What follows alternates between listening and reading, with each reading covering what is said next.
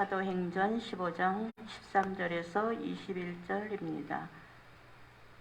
말을 마침에 야고보가 대답하여 이르되 형제들아 내 말을 들으라. 하나님이 처음으로 이방인 중에서 자기 이름을 위할 백성을 취하시려고 그들을 돌보신 것을 시몬이 말하였으니 선지자들의 말씀이 이와 일치하도다.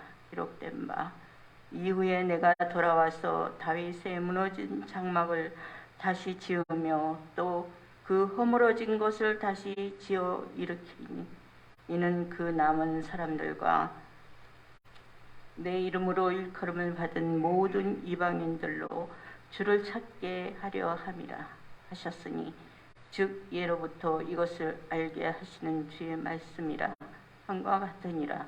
그러므로 내 의견에는 이방인 중에서 하나님께로 돌아오는 자들을 괴롭게 하지 말고 다만 우상의 더러운 것과 음행과 목매어 죽인 것과 피를 멀리 하라고 편지하는 것이 옳으니 이는 예로부터 각 성에서 모세를 전하는 자가 있어 안식일마다 회당에서 그 글을 읽으리라 하더라. 이것은 하나님의 말씀입니다. 유대 지역을 넘어서 전 세계 이방 지역으로 퍼져나갔습니다. 이때 이방인도 율법을 지켜야 하는가 하는 질문에 부딪혔습니다. 율법은 하나님 백성으로 택함받은 유대인들의 전유물입니다. 그런데 이제 이방인도 성령받고 구원받는 증거가 나타났습니다. 이방인도 하나님의 백성이라고 인정하지 않을 수가 없게 된 거죠. 본문은 이 문제로 12사도와 유력한 교회 지도자들이 예루살렘에 모인 사건입니다. 이것이 최초의 교회 공의회입니다. 의장은 예수님의 친동생 야고보가 맡았습니다. 안건은 이방인에게 율법을 적용하는 문제입니다.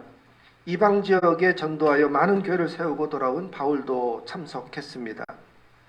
먼저 선교 현장에 어수선한 분위기가 보고되었습니다. 이방 지역에 교회가 많아졌으나 문제가 생긴 거죠. 이방인도 예수님을 믿으면 할례를 받아야 구원받는다고 가르치는 자들이 나타난 것입니다. 이것이 할례 적용을 반대하는 바울과 바나와 부딪혔습니다. 다툼과 변론이 일어났습니다. 예루살렘 공의에서도 그와 똑같은 주장이 나왔습니다. 5절에 보세요. 바리새파 중에 어떤 믿는 자들이 이방인에게 할례를 행하고 모세 율법을 지키라 명하는 것이 마땅하다고 주장을 한 것이죠. 많은 변론 끝에 베드로가 일어나 말했습니다. 하나님께서 이방인에게도 성령을 주어 차별하지 않으셨는데 어찌하여 우리도 능히 매지 못한 율법의 멍에를 목에 메우려고 하느냐. 그러자 바울과 바나가 맞장구 쳤습니다. 이방인 중에 나타난 많은 표적과 기사를 보고한 거예요. 의견이 분분해졌습니다. 회의를 주관하던 야고보가 정리를 했어요. 야고보의 발언이 바로 오늘 본문입니다. 13절에 형제들아 내 말을 들으라. 하나님이 처음으로 이방인 중에서 자기 이름을 위할 백성을 취하시려고 그들을 돌보신 것을 시므온이 말하였으나, 시므온은 베드로죠. 베드로의 히브리식 이름입니다.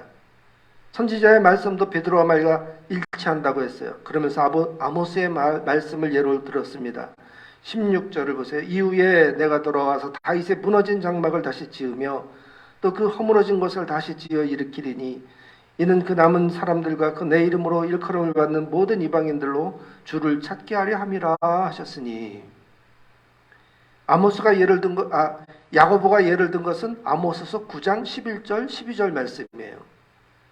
거기 보면 그날에 내가 다윗의 무너진 장막을 일으키고 그것들의 틈을 막으며 그 허물어진 것을 일으켜서 옛적과 같이 세우고 그들이 에돔의 남은 자와 내 이름으로 일컬음을 일컫는 만국을 기업으로 얻게 하리라. 이 사도행전의 야고보의 말씀하고 이 야고보서의 이 아모스서의 말씀하고 조금 다른 이유는 사도행전 말씀이 70인역 번역본을 따랐기 때문에 그래요. 그러니까 당시에는 헬라어를 쓰는 때였기 때문에 히브리 성경을 헬라어로 번역해서 읽었거든요. 그러나 내용은 차이가 다르지 않습니다. 아모스 선지자는 남유다 사람이었지만 북이스라엘에 올라가서 하나님의 말씀을 외쳤죠. 북이스라엘이 아시리아에게 멸망을 당할 위기에 처했기 때문입니다. 아모스서의 가장 유명한 구절이 공의를 하수와 같이 흐르게 하라고 하는 말씀이죠. 무엇보다도 영적으로 회복해야 된다고 강조했어요. 그리고 마지막 결론으로 하나님이 다윗의 무너진 장막을 다시 일으켜 만민이 주를 찾게 하려 하신다 하고 외쳤습니다. 아모스 선지자가 이미 만민이 구원받는 세상을 예언했어요.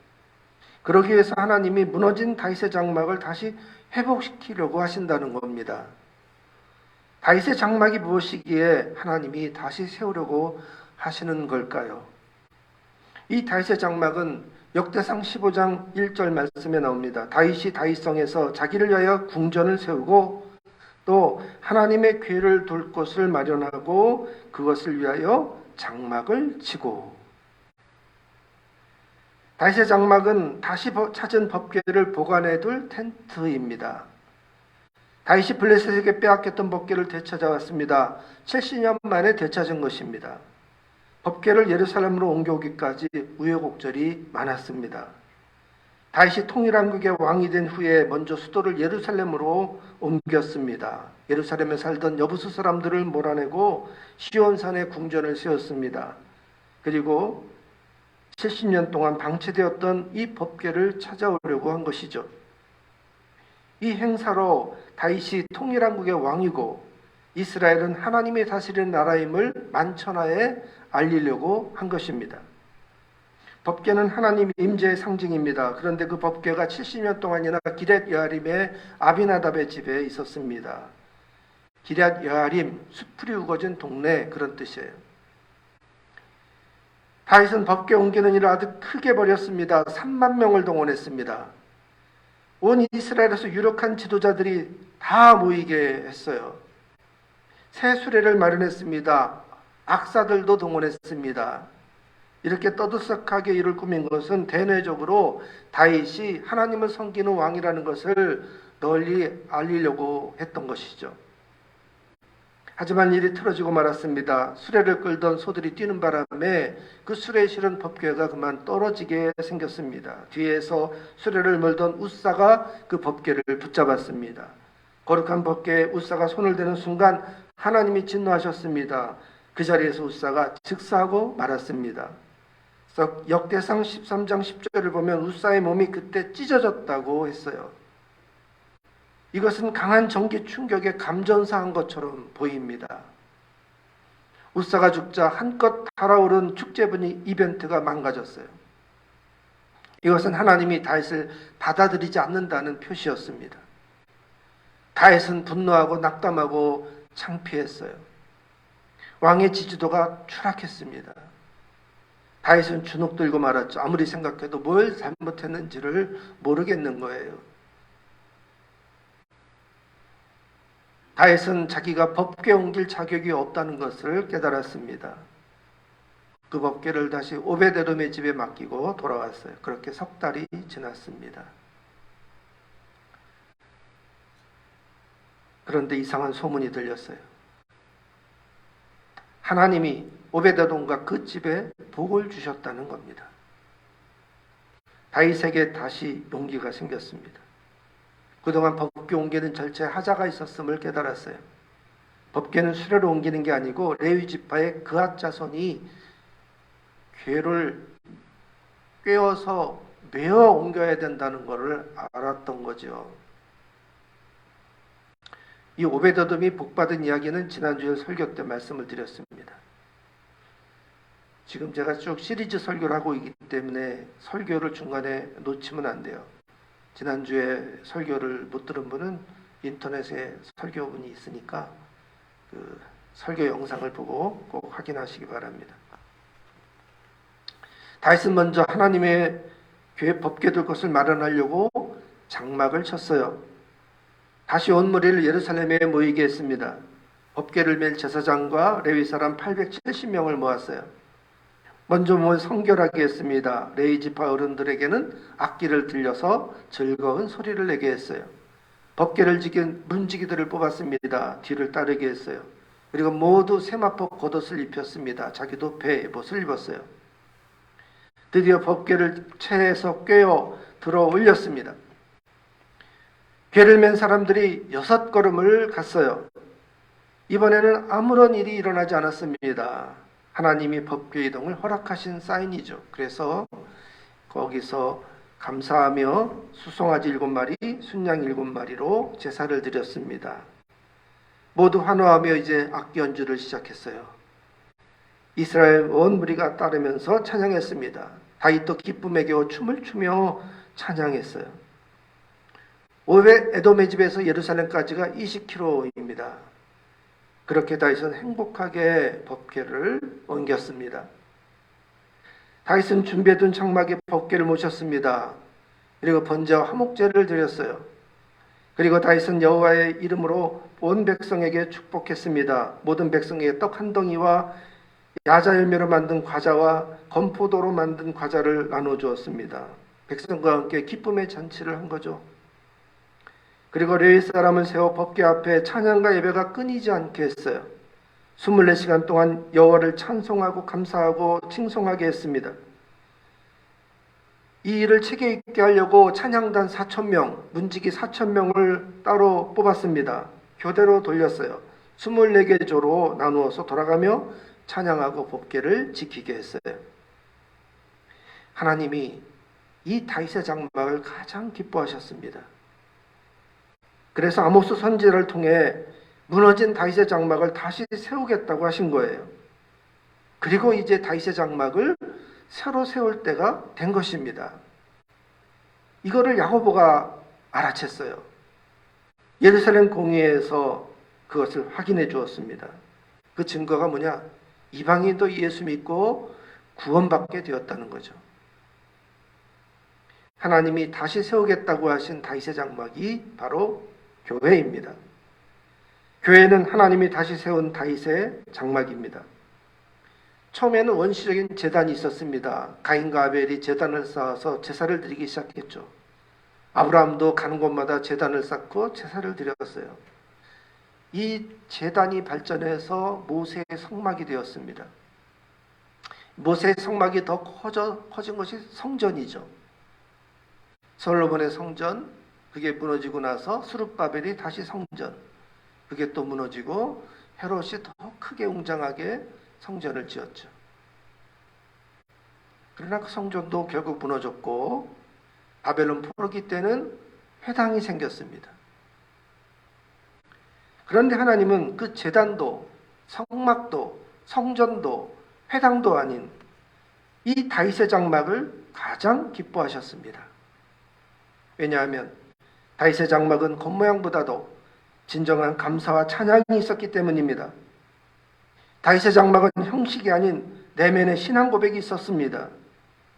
다윗의 장막은 하늘 보좌에서 천군 천사가 예배하는 장면과 가장 가까웠습니다. 겉은 초라한 다윗의 텐트였지만 법궤에 임재하신 하나님과 가장 긴밀히 교감하던 바로 그 장소였습니다. 예수님이 십자가에서 돌아가실 때 성전의 휘장이 위에서 아래로 찢어졌습니다. 하나님이 직접 찢으신 겁니다. 지성소 안에 가려져 있던 법궤가 훤히 드러났습니다. 하나님은 다윗의 장막 때처럼 다시 법궤를 활짝 개방하신 거죠. 무너진 다윗의 장막을 다시 세울 때가 되었기 때문입니다. 하나님은 무너진 다윗의 장막을 다시 세워서 만민을 구원하겠다고 하셨습니다. 과연 복음이 퍼져나가면서 전 세계 교회가 세워지고 그 교회에서는 휘장을 걷어냈습니다. 교회 강단은 지성소가 활짝 열려있는 바로 그 다윗의 장막의 모형입니다. 예수님이 십자가에서 우리 죄를 위해 담당해 주셨죠. 누구든지 예수 믿으면 십자가의 보혈의 피로 그 죄가 씻어집니다. 이는 더는 짐승의 제사가 필요 없게 된 거죠. 이제 더는 휘장으로 하나님의 임재를 가릴 필요가 없어졌습니다. 그래서 하나님이 그 휘장을 찢으신 거잖아요. 가려졌던 지성소가 이제 활짝 드러났습니다.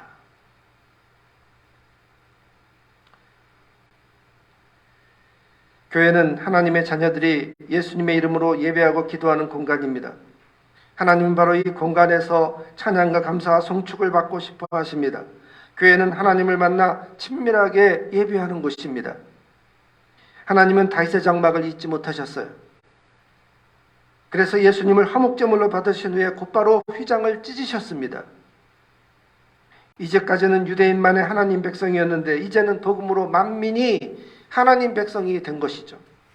하나님의 자녀가 된 것입니다.